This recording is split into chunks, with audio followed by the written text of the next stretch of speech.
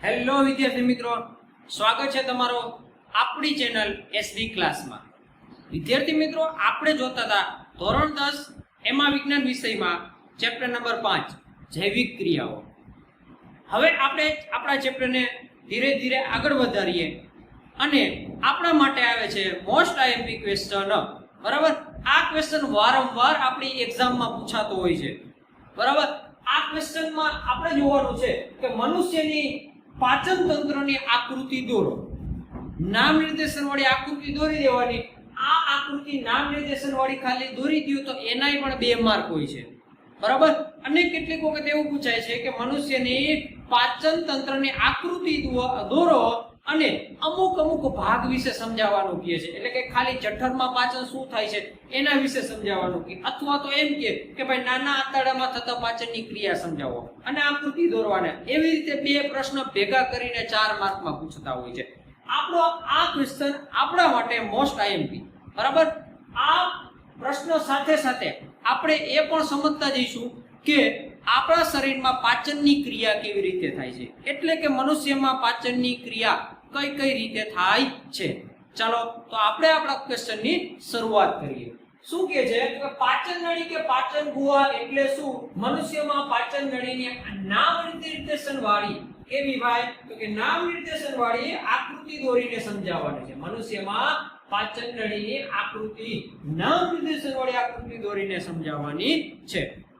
ચાલો આ આકૃતિ રહીને એ હું તમને આપણા એક નાના એવા વિડીયોમાં હું તમને દોરીને દેખાડીશ। બરાબર, એ જ રીતે તમારે આકૃતિ દોરવાની છે જેથી કરીને તમને સાવ એટલે સાવ ઈઝી પડશે। અને હું એક વિડીયો નાનો એવો શોર્ટ વિડીયો હું મૂકી દઈશ।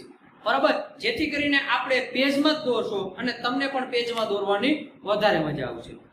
રેડી? તો ચાલો આપણે આપણા ક્વેશ્ચનની શરૂઆત કરીએ। મુખથી મળદ્વાર સુધી લંબાયેલી નળીને પાચન નળી કે પાચન ગુહા કહે છે।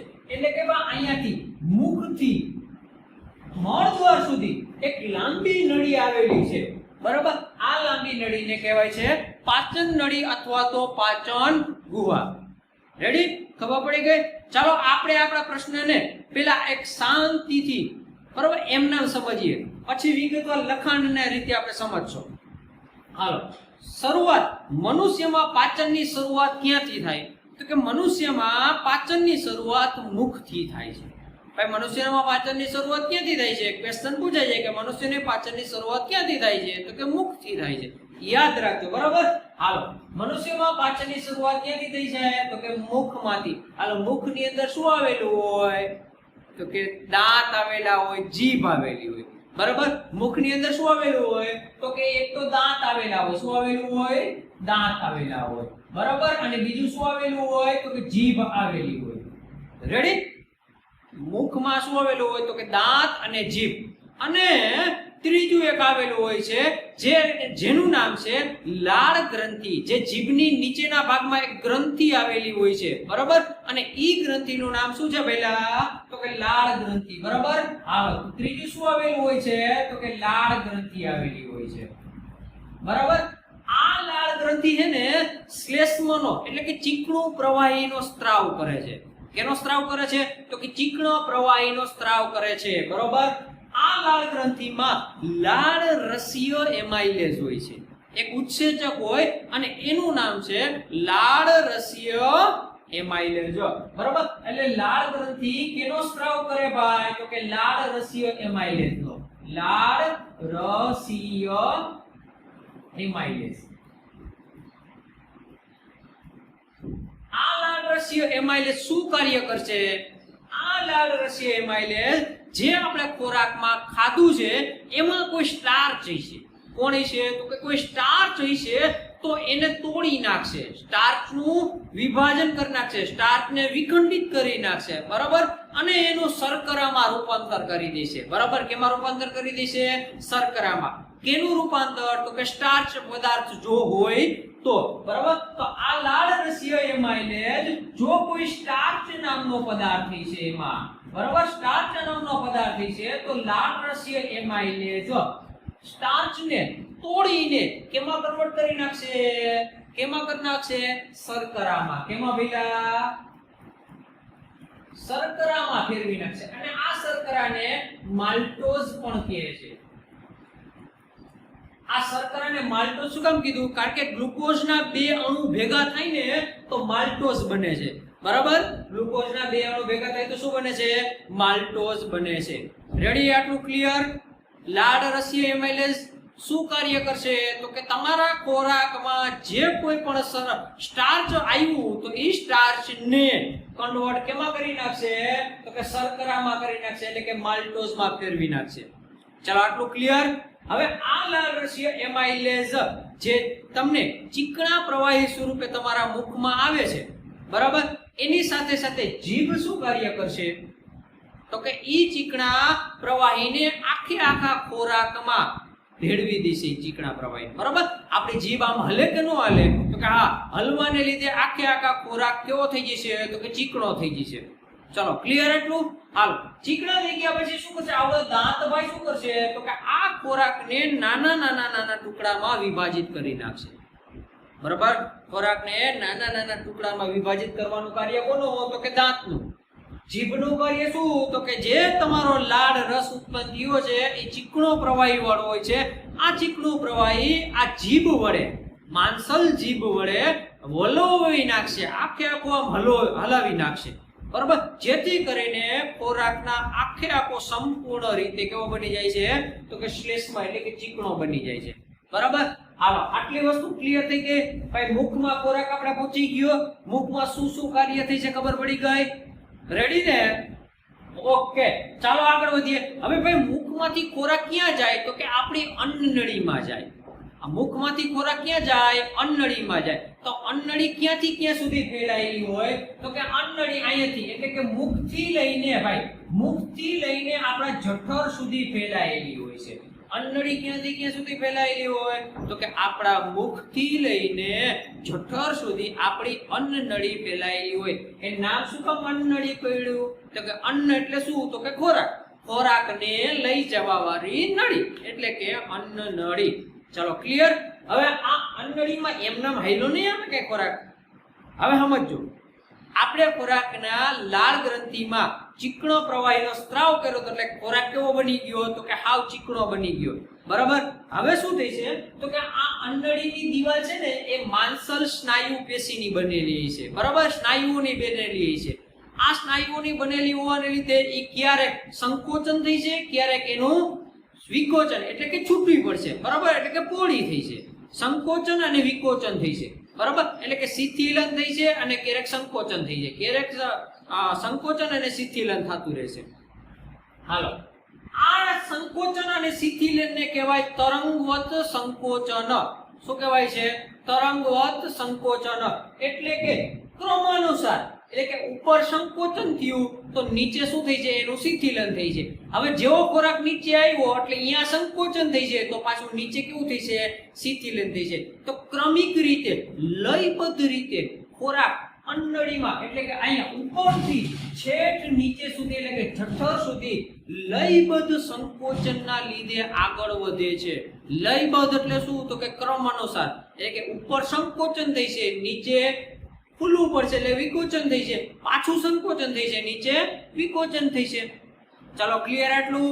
બરાબર? ખોરાક અન્નનળીમાં આ રીતે આગળ વધશે એટલે કે તરંગવત સંકોચનના લીધે ધીરે ધીરે ખોરાક આગળ વધશે અને ક્યાં પહોંચશે? તો કે જઠર પાસે પહોંચશે. ક્યાં પહોંચશે? જઠર પાસે પહોંચી જશે. ચાલો આટલું ક્લિયર થઈ ગયું? બરાબર? હાલો, હવે આપણે આગળ જઈએ. જઠરમાં જેવો ખોરાક પહોંચશે, જઠરમાં જેવો ખોરાક પહોંચે, પેલા આ જઠરનો આકાર કેવો? તો કે જે આકારનો હોય છે. બરાબર? કેવો આકારનો હોય છે? જે આકારનો હોય છે. આ ધોરણ 7 માં આવી ગયું કે જઠરનો આકાર કેવો? તો કે જે આકારનો હોય છે. આપણે એવું અત્યારે યાદ રાખવાની જરૂર નથી. હવે જેવો ખોરાક જઠરમાં પહોંચે તો કે જઠરની અંદરની દીવાલ, બરાબર, અને એ અંદરની દીવાલમાં એક જઠર ગ્રંથિ છે. એટલે કે આ જઠરની દીવાલમાં જઠર ગ્રંથિ છે. શું હોય છે ભૈયા? આ જઠરની જે દીવાલ રહી ને આ દીવાલમાં હશે જઠર ગ્રંથિ. શું હોય છે ભૈયા? જઠર ગ્રંથિ. ચલો ક્લિયર? જઠરની અંદર શું હોય છે? અંદરની દીવાલમાં તો કે જઠર ગ્રંથિ છે. આ જઠર ગ્રંથિમાં આ જઠર ગ્રંથિ હાઇડ્રોક્લોરિક એસિડ નો સ્ત્રાવ કરશે. કેનો સ્ત્રાવ કરશે પહેલા? તો કે પેલો હાઇડ્રોક્લોરિક એસિડ નો સ્ત્રાવ કરશે, એટલે કે HCl નો સ્ત્રાવ કરશે. બરાબર, ક્લિયર? બીજું શું કાર્ય કરશે? તો કે બીજું આ જઠર ગ્રંથિમાં આ પ્રોટીનને પાચન કરવા માટે પેપ્સિન ઉત્સેચક હોય છે. ભાઈ શું હોય છે? તો કે પેપ્સિન ઉત્સેચક હોય છે. પ્રોટીનને પાચન કરવા વાળો કયો ઉત્સેચક હોય છે? તો કે પેપ્સિન ઉત્સેચક હોય છે. રેડી? અને ત્રીજું એની સાથે સાથે શ્લેષ્મનો સ્ત્રાવ કરશે. કેનો સ્ત્રાવ કરશે? શ્લેષ્મ એટલે કે ચીકણું પ્રવાહીનો સ્ત્રાવ કરશે. બરાબર? હાલો હવે વિગતવાર પાછા સમજીએ. ભાઈ ખોરાક ધીરે ધીરે અહીંયા પહોંચી ગયો. ક્યાં પહોંચી ગયો? તો કે અહીંયા જઠર સુધી પહોંચી ગયો. હવે જેવો જઠરમાં જઈશે એટલે જઠરની ગ્રંથિમાંથી એટલે કે જઠરની દિવાલમાંથી જઠર ગ્રંથિમાંથી સૌથી પહેલા HCl નો સ્ત્રાવ થઈ છે. કેનો સ્ત્રાવ થઈ છે? HCl નો સ્ત્રાવ થઈ છે. બરાબર? આ HCl નો સ્ત્રાવ શું કામ થાય એ હું તમને કહું. હવે જેવો ખોરાક જઠરમાં પહોંચ્યો એટલે HCl આવ્યો, તો કે આ HCl ખોરાકમાં આવેલા નાના નાના જીવજંતુઓ, જે સૂક્ષ્મ જીવજંતુઓ આવશે ને એને મારી નાખશે. કા મારી નાખશે? કારણ કે આ HCl કેવો હોય છે? તો કે એસિડિક હોય છે. બરાબર? કેવો હોય છે? એસિડિક. આ એસિડિક હોવાને લીધે ઈ ખોરાકમાં રહેલા સૂક્ષ્મ જીવોનો નાશ થાય છે. એટલે આખે આખો ખોરાક કેવો બની ગયો પહેલા? તો કે આખે આખો ખોરાક એસિડિક બની ગયો. ચલો આટલું ક્લિયર? હવે આ એસિડિક ખોરાક બન્યો ને એના લીધે ભાઈ આને મજા આવી. કોને મજા આવી? પેપ્સિન ઉત્સેચકને. શું કામ મજા આવી ખબર છે? કારણ કે પેપ્સિન ઉત્સેચક એને પેલા નિષ્ક્રિય અવસ્થામાં કામ પૂતો હતો. જ્યારે ખોરાક ન હોય ને ત્યારે પેપ્સિન ઉત્સેચક ઉતો હોય. બરાબર? એટલે કે ઈ પેલા નિષ્ક્રિય અવસ્થામાં હોય અને ઈ નિષ્ક્રિય અવસ્થામાં હોય એનું નામ છે પેપ્સિનોજન. શું નામ છે પહેલા? તો કે પેપ્સિનોજન. પેલા પેપ્સિનોજન આમ નિષ્ક્રિય અવસ્થામાં તો એ શાંતિથી ઉતો તો જેવો ખોરાક આવે જઠરમાં એટલે HCl ઊભો કરે એને. બરાબર? એટલે કે પેપ્સિનોજનને સક્રિય કોણ કરે? HCl. બરાબર? એટલે સક્રિય થઈને શું બનશે? તો કે પેપ્સિન ઉત્સેચક બનશે. સમજાણું કે નહીં? રેડી? હવે આ પેપ્સિન ઉત્સેચક શું કાર્ય કરે છે? તો કે આ પેપ્સિન ઉત્સેચક ખોરાકમાં આવેલા પ્રોટીનનું અંતઃસહ પાચન કરે છે. કેવું પાચન? અંતઃસહ પાચન કરે છે. પેપ્સિન ઉત્સેચક ખોરાકમાં આવેલા પ્રોટીનનું અંતઃસહ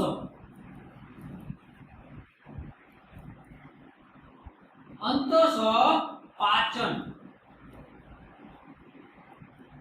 કરે છે. એટલે કે થોડું એવું પાચન કરે છે.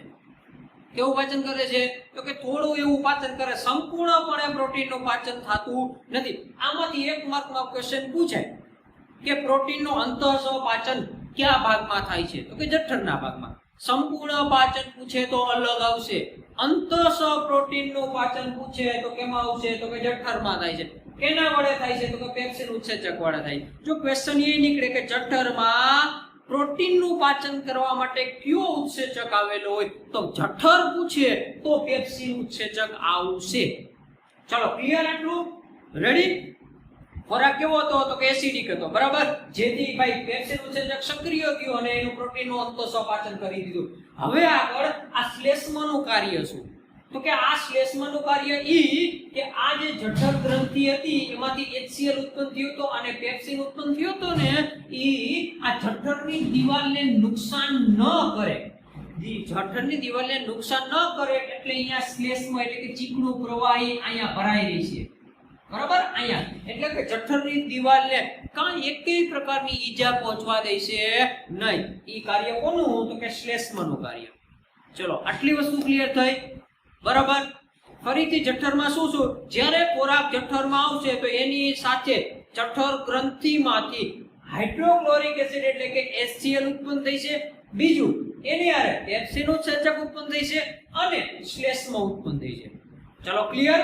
હવે હાઇડ્રોક્લોરિક એસિડ શું કરશે? તો કે આવેલા ખોરાકને એસિડિક માધ્યમમાં ફેરવી નાખશે. બરાબર, ખોરાકને કેવો બનાવી નાખશે? એસિડ બનાવી નાખશે. શું કામ એસિડ બનાવી નાખશે? તો કે એની અંદર જો કોઈ સૂક્ષ્મ જીવો હોય તો એને નાશ કરી નાખે. બરાબર. અને બીજું એસિડનું કાર્ય શું? તો કે ભાઈ આ પેપ્સિન ઉત્સેચક પેલા નિષ્ક્રિય અવસ્થામાં હતો, હવે એને કીધું કે ભાઈ ઉઠ, તારો વારો આવ્યો હવે. બરાબર, એટલે કે પેપ્સિન ઉત્સેચક સક્રિય થઈ છે અને પ્રોટીનનું અંતઃસહ પાચન કરી નાખશે. બરાબર, કેવું પાચન કરી નાખશે? અંતઃસહ પાચન કરી નાખશે. ચાલો રેડી.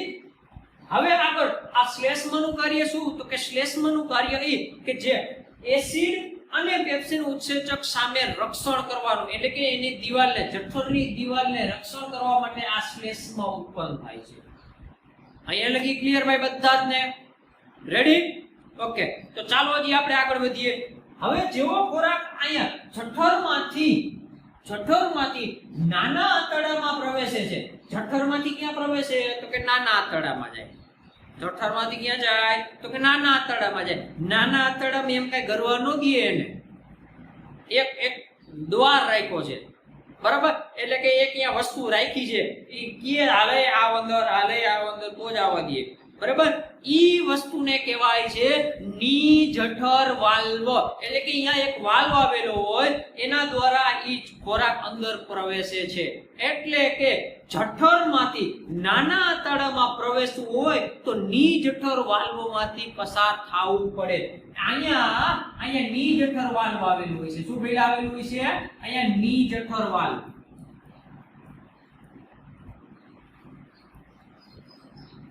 નિજઠર વાલ્વ અથવા તો એને કહેવાય મુદ્રિકા સ્નાયુ પેશી. બરાબર, આ એનું બીજું નામ છે. નિજઠર વાલ્વની મારફતે ખોરાક નાના આંતરડામાં આવશે. હવે આ નાનું આંતરડું રહ્યું ને ભૈયા, આ નાનું આંતરડું ઈ ખોરાકનું સંપૂર્ણપણે પાચન કરી નાખે છે. બરાબર, અને આ નાનું આંતરડું બહુ જ લાંબુ છે. કેટલું લાંબુ છે? તો કે 7 મીટર જેટલું છે. કેટલા મીટર જેટલું છે? તો કે 7 મીટર જેટલું છે. બરાબર, નાના આંતરડાની લંબાઈ પૂછે તો નાના આંતરડાની લંબાઈ કેટલી? તો કે 7 મીટર જેટલી છે. ચલો ક્લિયર. અને ખૂબ જ અતિશય ગૂંચડા વાળું છે. બરાબર, આમ તેમ ગૂંચડા વાળું પડ્યું હોય, આમ કેમ 2-3 હરફ પડ્યા હોય.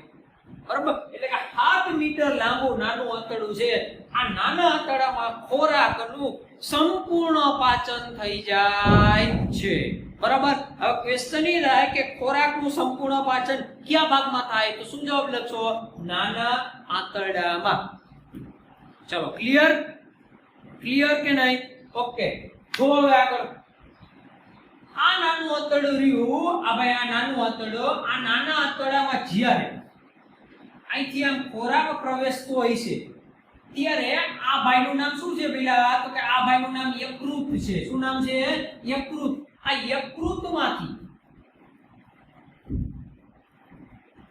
યકૃતમાંથી પિત્તરસ નીકળશે. શું નીકળશે? પિત્તરસ. યકૃતમાંથી શું નીકળશે? પિત્તરસ નીકળશે. સમજાય છે? યકૃતમાંથી શું નીકળશે? પિત્તરસ નીકળશે. અને બીજું એની હારે પિત્ત ક્ષારો પણ ઉત્પન્ન થઈ છે. બરાબર, પિત્તરસની હારે શું હોય છે? તો કે પિત્ત ક્ષારો પણ હોય છે. અહીંયા લખી નાખો ભાઈ, પિત્ત ક્ષાર. ચાલો ક્લિયર આટલું? પેલું યકૃતમાંથી શું નીકળશે? તો કે યકૃતમાંથી પિત્તરસ નીકળશે અને એની સાથે સાથે પિત્ત ક્ષારો પણ નીકળશે. હમણાં બીજું કહું, એનો આગળ હમણાં આપણે જોઈ. હવે જ્યારે આગળ વધશે તો ત્યારે એની સાથે સાથે અહીંયા ભાઈ આપણું ક્યાં ગયું? આ જો અહીંયા સ્વાદુપિંડ છે. જો અહીંયા જો આ ગ્રીન કલરનું, લીલા કલરનું દેખાય છે. બરાબર, આ જો આ સ્વાદુપિંડ, આ સ્વાદુપિંડ દેખાય છે. આ સ્વાદુપિંડમાંથી સ્વાદુરસ નીકળશે. સ્વાદુપિંડમાંથી શું નીકળશે? સ્વાદુરસ. જો આ ક્યાંની વાત ચાલુ છે? તો કે નાના આંતરડાની વાત ચાલુ છે. બરાબર, હાલો સ્વાદુપિંડમાંથી શું નીકળશે? સ્વાદુરસ. બરાબર, સ્વાદુપિંડમાંથી એની ગ્રંથિ છે સ્વાદુપિંડ ગ્રંથિ, અને આ સ્વાદુપિંડ ગ્રંથિમાંથી નીકળશે સ્વાદુરસ. ચલો આટલી ખબર પડી ગઈ. બરાબર, આ સ્વાદુરસની સાથે સાથે કાર્બોદિતને પાચન કરવા માટે એક ઉત્સેચક છે પ્રોટીનને પાચન કરવા માટે એક ઉત્સેચક હોય છે અને ચરબીને પાચન કરવા માટે એક ઉત્સેચક હોય છે. આપણે એનું બધાયનું નામ લખી નાખે. હાલો, સ્વાદુ રસમાં શું હોય છે? તો કે પ્રોટીનને પાચન કરવા માટે ટ્રિપ્સિન ઉત્સેચક હોય છે. કયો ઉત્સેચક હોય છે? ટ્રિપ્સિન.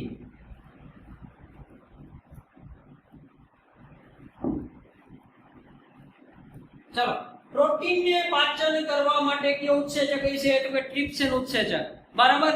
હવે એની સાથે સાથે કાર્બોદિતને પાચન કરવા માટે એમાઇલેઝ ઉત્સેચક છે. હાલો, કયો ઉત્સેચક બોલ્યા? તો કે એમાઇલેઝ.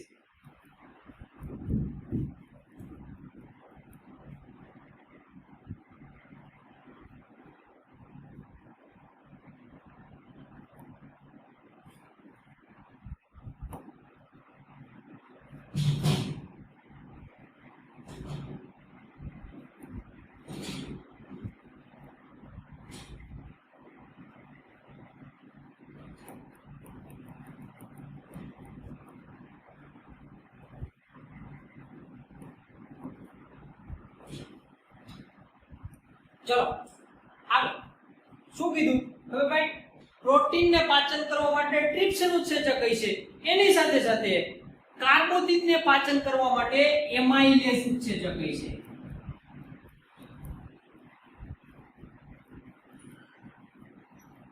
હાલો, ક્લિયર?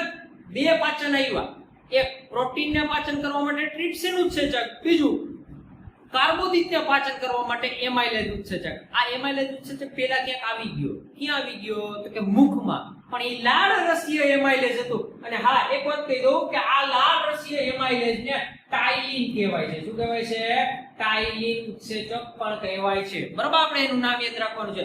લાળ રસીય એમાઇલેઝને ટાઇલિન ઉત્સેચક પણ કહેવાય છે. ચલો, ક્લિયર એટલું? અને ત્રીજું હોય છે કે જે ચરબીના પાચન માટે વપરાય છે. કેના પાચન માટે વપરાય છે? ચરબીના પાચન માટે લાઇપેઝ ઉત્સેચક હોય છે. બરાબર, કયો? લાઇપેઝ.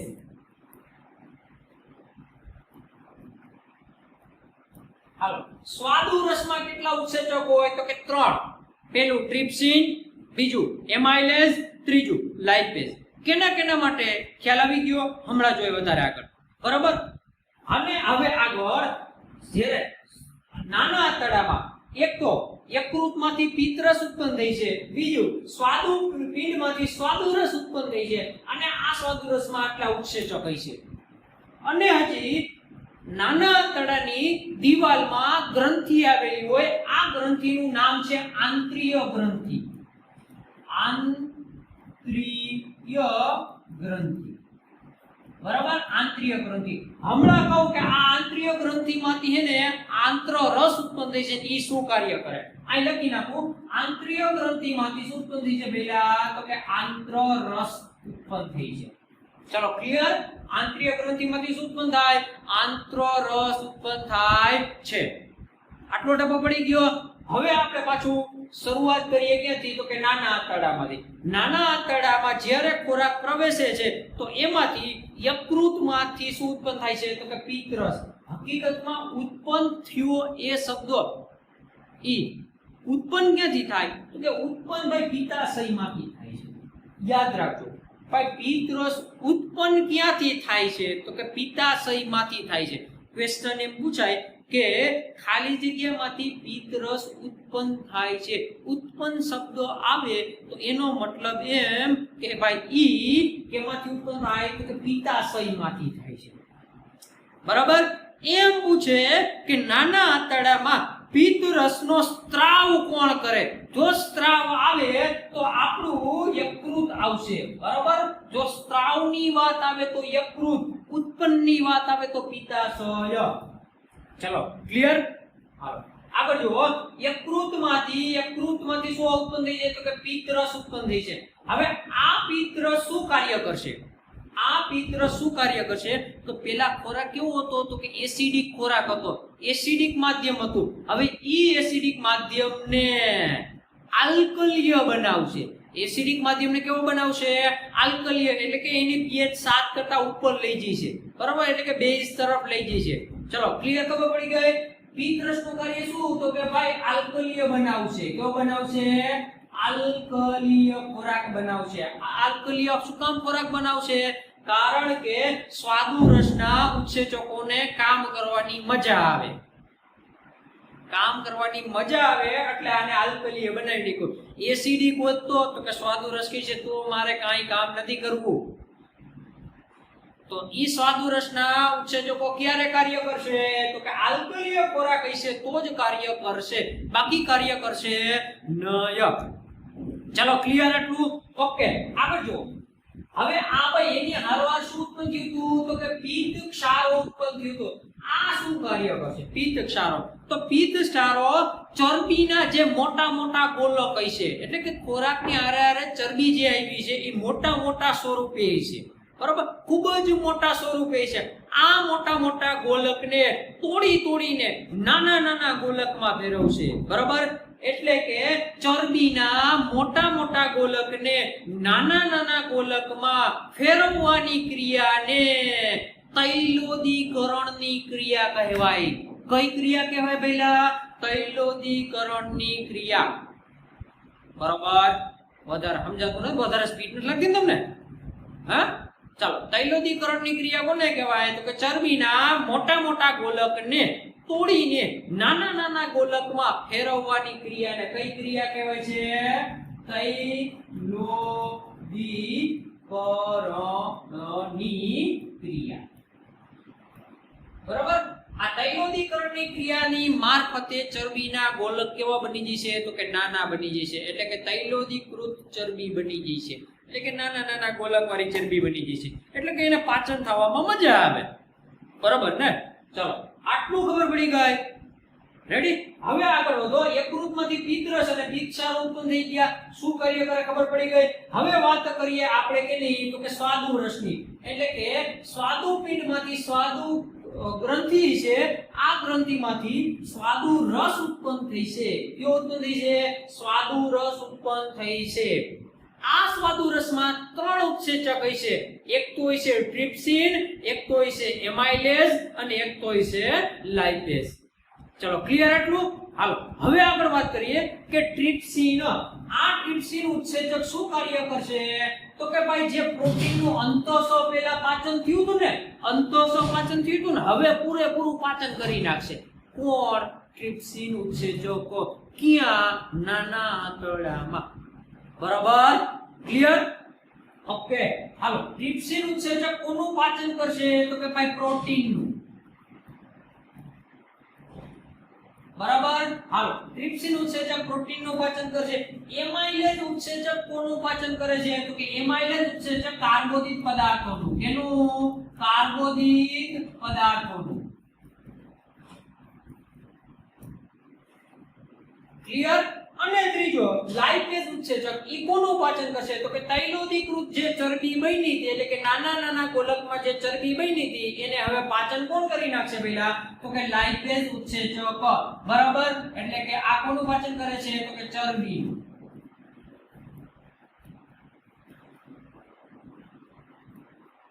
ચરબીનું પાચન કરી નાખશે. ક્લિયર? આટલી વસ્તુ ખબર પડી ગઈ.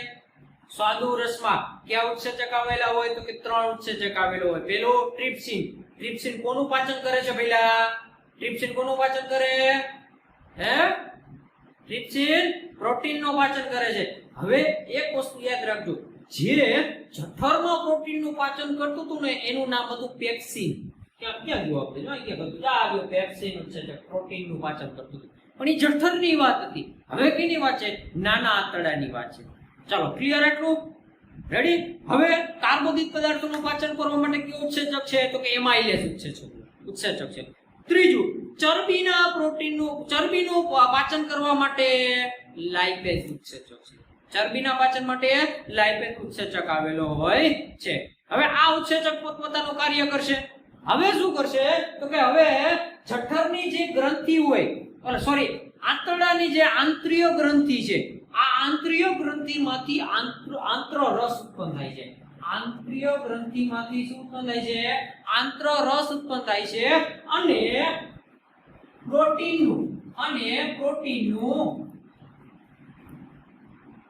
પ્રોટીનનું એમિનો એસિડમાં, કેમાં?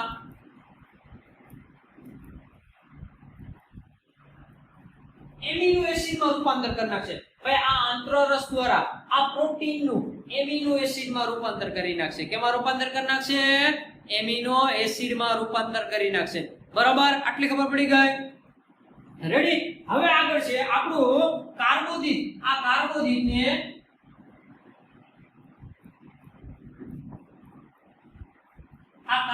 પદાર્થને કેમાં ફેરવી નાખશે પહેલા? આ કાર્બોદિત પદાર્થને કેમાં? ગ્લુકોઝમાં ફેરવી નાખશે. કેમાં ફેરવી નાખશે?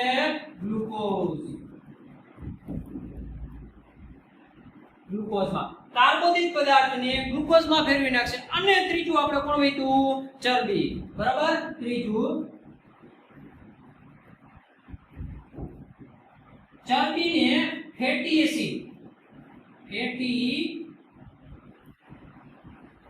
એસિડ અને ગ્લિસરોલમાં. ચરબીનું ફેટી એસિડ અને ગ્લિસરોલમાં રૂપાંતર થઈ જશે. રેડી. ફરીથી નાનું આંતરડું. સૌથી પહેલા કોણ? તો કે યકૃતમાંથી શું ઉત્પન્ન થઈ છે? તો કે પિત્તરસ ઉત્પન્ન થઈ જશે. બરાબર, એટલે પિત્તરસનો સ્ત્રાવ થઈ છે. આ શું કાર્ય કરશે? જો અહીં જો યકૃતમાંથી પિત્તરસ ખોરાકને કેવો બનાવશે? આલ્કલીય બનાવશે. હારોહાર શું ઉત્પન્ન થયું છે? પિત્ત ક્ષારો ઉત્પન્ન થઈ છે. શું કાર્ય કરશે? તો કે તૈલોદીકરણની ક્રિયા, એટલે કે ચરબીના મોટા મોટા ગોલકને તોડીને નાના નાના ગોલકમાં ફેરવવાની ક્રિયાને કહેવાય તૈલોદીકરણની ક્રિયા. હાલો, એની સાથે સાથે બીજું શું ઉત્પન્ન થયું હોય છે? તો કે સ્વાદુપિંડમાંથી સ્વાદુરસ ઉત્પન્ન થયો હોય છે.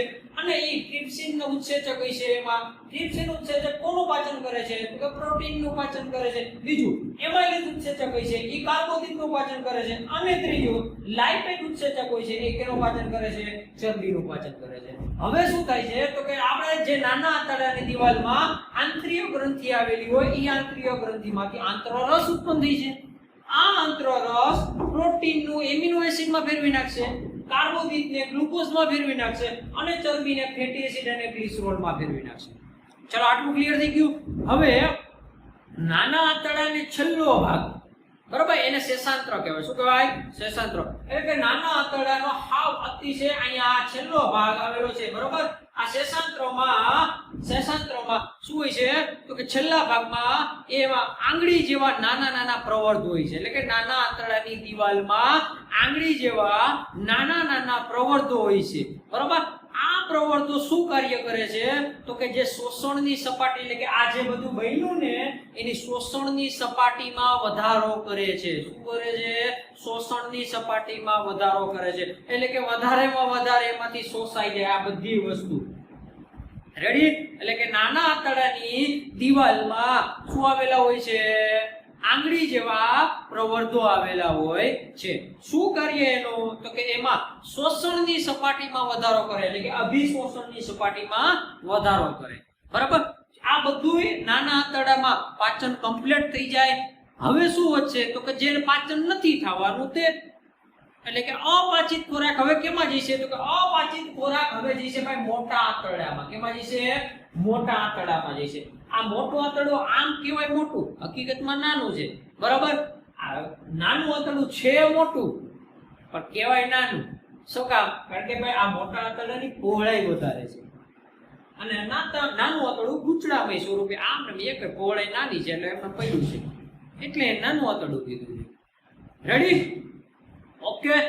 હવે શું થઈ છે કે જ્યારે આ બધું ખોરાકનું આ બધી જે ઉત્પન્ન થયું તો બરાબર, amino acid, glucose, fatty acid અને ગ્લિસરોલ એ બધું શોષાઈ જશે નાના આંતરડામાં. હવે જે અપાચિત ખોરાક હોય છે એ કેમાં હોય જશે? મોટા આંતરડામાં જશે. મોટા આંતરડામાં જઈને શું કાર્ય કરશે ખબર છે? તો કે વધારાનું પાણીનું શોષણ કરી લેશે. એટલે કે એની સાથે અપાચિત ખોરાક સાથે સાથે વધારા પાણી જતું હોય છે ને એનું શું કરી લેશે? શોષણ કરી લેશે. બરાબર, ક્ષારોનું શોષણ કરી લેશે. જે એને જોતાય છે એ હજી જો નકામો પદાર્થ હોય તો, નકામો કચરો હોય તો એને આગળ જવા દેશે અને છેલ્લે મળદ્વાર સ્વરૂપે બહાર નીકળી જશે. ચલો, ક્લિયર આટલું? રેડી? હવે આપણે વિગતવાર લખાણ સ્વરૂપે આપણે જોઈએ. ક્લિયર ને? બધું સમજી ગયું પહેલાથી છેલ્લે લગી? ઓકે, ચાલો હવે લખાણ સ્વરૂપે જોઈએ.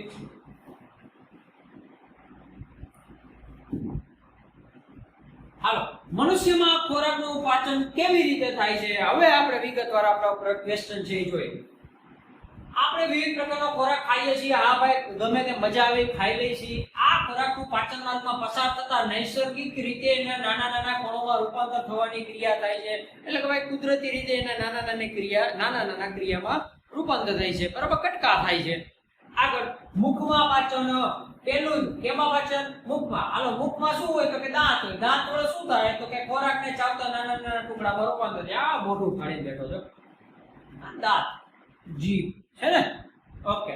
લાળ ગ્રંથિમાંથી સ્ત્રાવતા લાળ રસ વડે ખોરાક પોચો અને ભીનો બને છે. હાલો કોઈ કહેવાનું હવે આમાં તો કે ના, હવે આમાં કઈ કહેવા જેવું રહ્યું જ નથી. લાળ રસ વડે શું થાય એ ખબર પડી જાય. ખોરાક પોચો બને અને ભીનો બને છે. લાળ રસીય એમાઇલેજ એટલે કે ટાઇલિન ઉત્સેચકથી ખોરાકના જટિલ અણુ સ્ટાર્ચનું શર્કરામાં વિઘટન અથવા તો પાચન કરે છે. સ્ટાર્ચનું કેમાં પાચન કરે છે? શર્કરામાં. બરાબર, જો અહીંયા આપી દીધું છે સ્ટાર્ચ, લાળ રસીય એમાઇલેજ અથવા તો એનું બીજું નામ શું છે ભાઈ તો કે ટાઇલિન. શું નામ છે? ટાઇલિન. આ ટાઇલિન કેમાં ફેરવાય છે તો કે શર્કરામાં એટલે કે માલ્ટોઝમાં ફેરવાય છે. હાલો એની આરે જીભનું એક કામ તો હોય ને ભઈલા. જો ખોરાક ચાવવાની ક્રિયા દરમિયાન માંસલ જીભ ખોરાકને લાળ રસ સાથે સંપૂર્ણ રીતે મિશ્રિત કરી નાખે છે.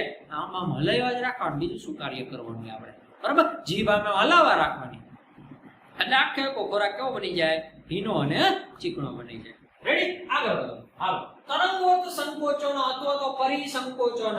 પાચન માર્ગના સ્તરમાં રહેલા સ્નાયુઓ લયબદ્ધ સંકોચનથી કેવા? લયબદ્ધ સંકોચનથી ખોરાક નીચેની દિશામાં આગળ વધારે છે. લયબદ્ધ એટલે શું તો કે પહેલા એક ઉપર સંકોચન થાય, નીચે શું થાય? વિકોચન થાય. ઉપર પાછું સંકોચન થાય, નીચે વિકોચન થાય. એટલે કે ક્રમશઃ આવી રીતે લયબદ્ધ રીતે સંકોચનથી ખોરાક નીચેની તરફ આગળ વધે છે. આ તરંગો સંકોચન પાચન માર્ગમાં દરેક ભાગમાં નિયત રીતે થાય છે, એટલે કે ચોક્કસ રીતે થાય છે. આ હલનચલનથી ખોરાક નિયંત્રિત રીતે પાચન નળીમાં પસાર થાય છે અને દરેક ભાગમાં તેની યોગ્ય ક્રિયા થઈ શકે છે. આ કે સમજાવવા જેવું હવે નથી. આગળ મુખથી જઠર સુધી ખોરાક અન્ન નળી મારફતે જાય છે. આપણે જોયું કે ભાઈ મુખથી જઠર સુધી ખોરાક કેન નળી મારફતે જાય? અન્ન નળી મારફતે જાય છે. ક્લિયર? ઓકે, આગળ વધો.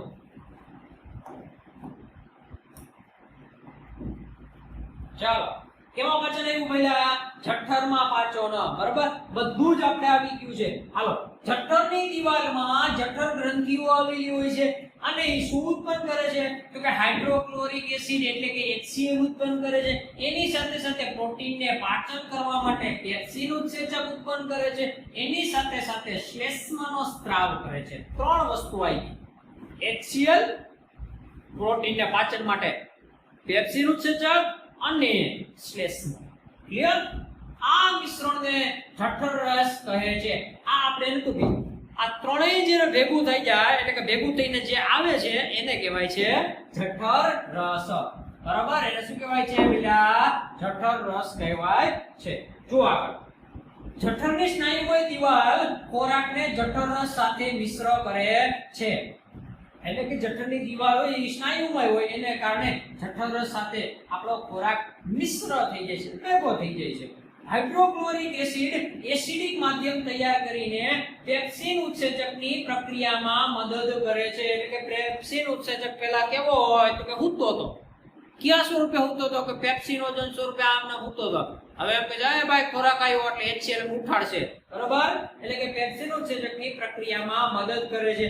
બીજું આમાં મેં તમને કીધું તો હાઇડ્રોક્લોરિક એસિડ શું કાર્ય કરશે તો ખોરાકમાં જે જો કોઈ સૂક્ષ્મજીવો આવેલા છે એને એસિડિક માધ્યમ બનાવશે એટલે એ ખોરાકમાં રહેલા સૂક્ષ્મજીવો નાશ પામી જશે.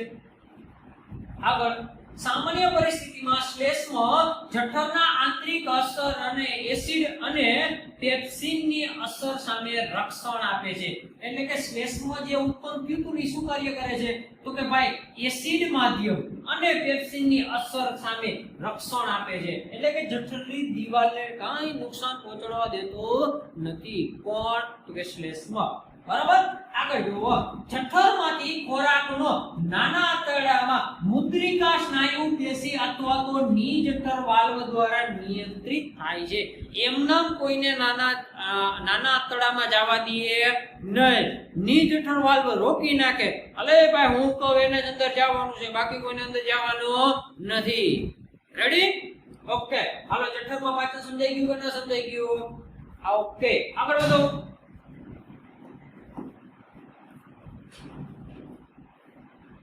નાનું આંતરડું છે, નાનું મારા બેટું બહુ અઘરું છે.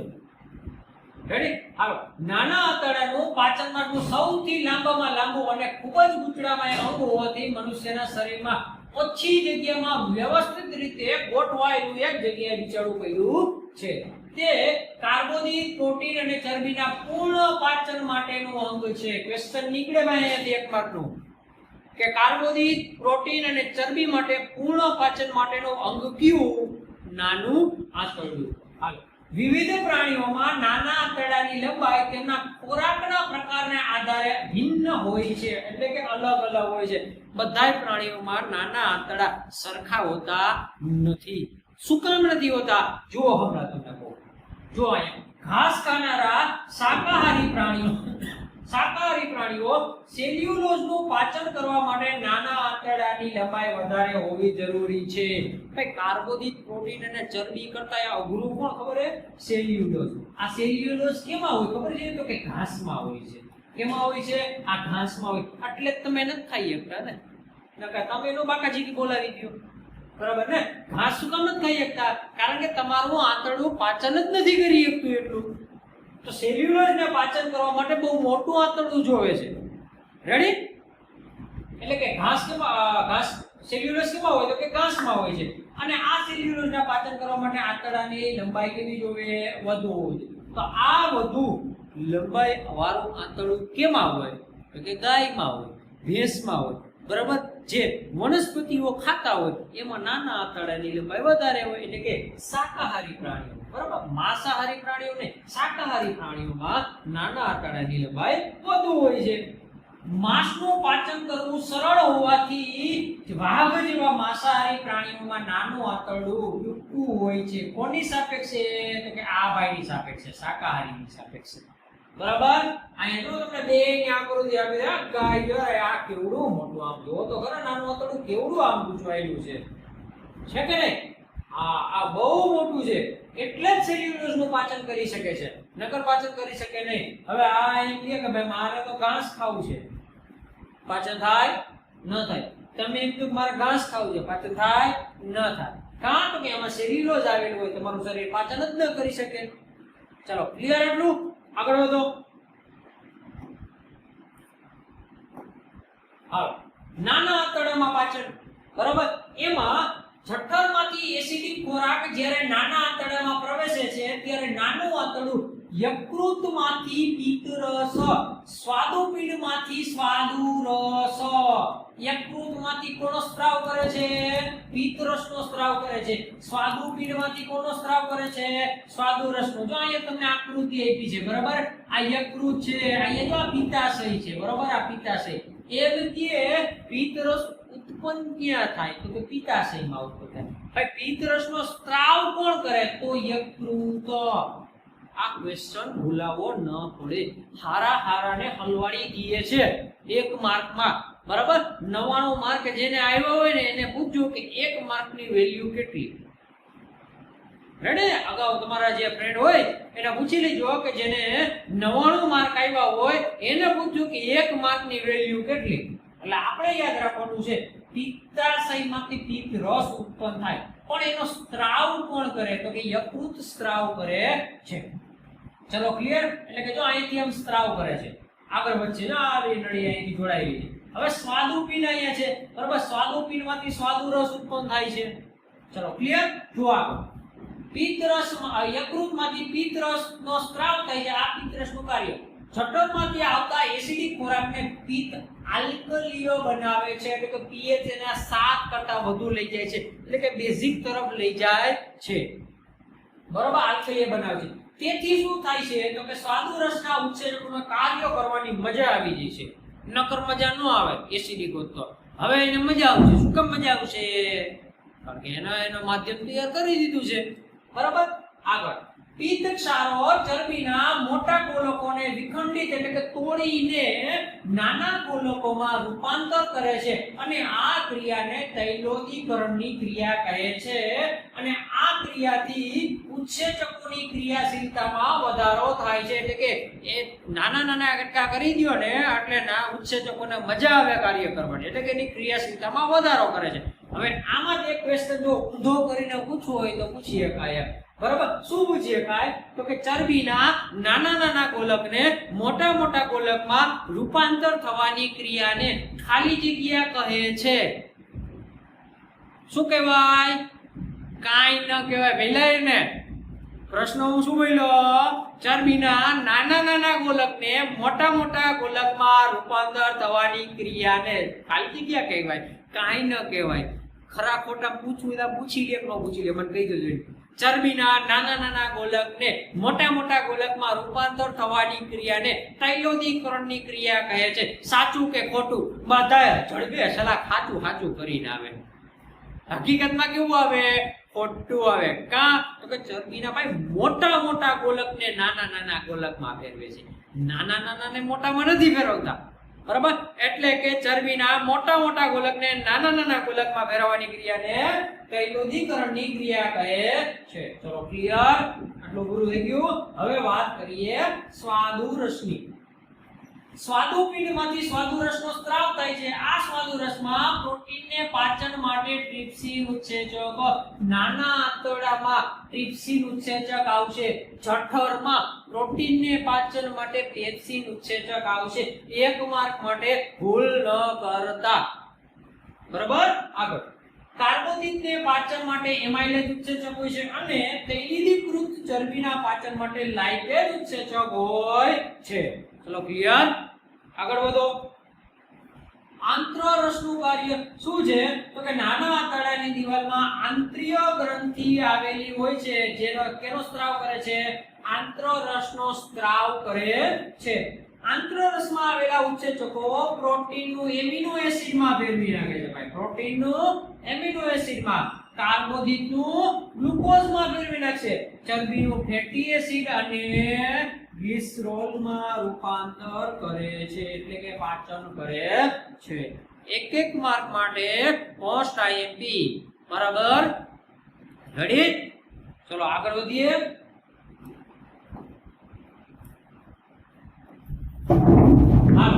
પાચિત ખોરાકનું અભિશોષણ ભાઈ પાચન થઈ ગયું હવે એને શોષવું તો પડશે ને ક્યાં શોષાય છે જોવો જોઈએ નાના આંતરડાની દીવાલમાં પાચિત ખોરાકનું અભિશોષણ થાય છે નાના આંતરડાના અંતિમ ભાગમાં એટલે કે અંતિમ ભાગનું નામ છે શેષાંત્રની અંદર અસ્તરમાં આંગળી જેવા અસંખ્ય પ્રવર્ધો આવેલા હોય છે અને આ આંગળી જેવા અસંખ્ય પ્રવર્ધોને કહેવાય છે રસાંકુરો કહેવાય છે એનો મતલબ એમ કે નાના આંતરડાની દીવાલમાં રસાંકુરો આવેલા હોય છે એટલે કે નાના નાના આંગળી જેવા પ્રવર્ધો આવેલા હોય છે આ શું કાર્ય કરે તો કે અભિશોષણની સપાટીમાં વધારો કરવાનું કાર્ય કરે છે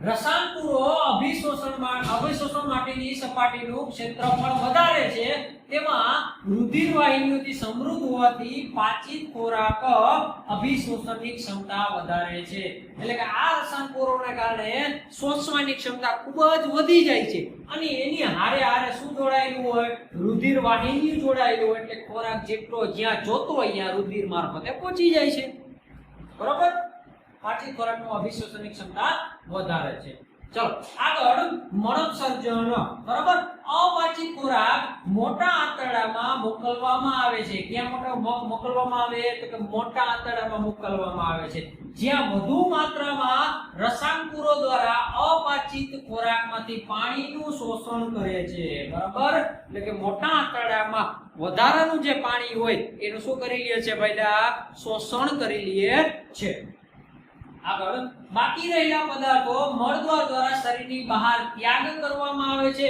અને ઉત્સર્ગ દ્રવ્યને બહાર ફેંકવાનું ક્રિયાનું નિયંત્રણ મળદ્વારના મુદ્રિકા સ્નાયુ દ્વારા થાય છે એટલે કે આપણે નકામો કચરો વહેતો હોય એ મળદ્વારના મુદ્રિકા સ્નાયુ દ્વારા એનું નિયંત્રણ થાય છે ચલો ક્લિયર આપણો આ ક્વેશ્ચન સમજાઈ ગયો બરાબર મસ્ત રીતે સમજાઈ ગયો? શાંતિથી સમજજો. આપણે આની આકૃતિ એક તમને નાના વિડીયોમાં હું તમને દોરીને બતાવી દઈશ, બરોબર, જેથી તમને દોરવામાં સાવ ઈઝી પડે. ચાલો ક્લિયર? આપણા માટે આ ક્વેશ્ચન મોસ્ટ આઈએમપી છે. કેટલીક વખત આકૃતિ સાથે એકાદા વસ્તુને જોઈન્ટ કરી દેશે, જઠરમાં પાચન અથવા તો નાના આંતરડામાં પાચન સમજાવો, આવી રીતે જોઈન્ટ કરી દેતા હોય છે.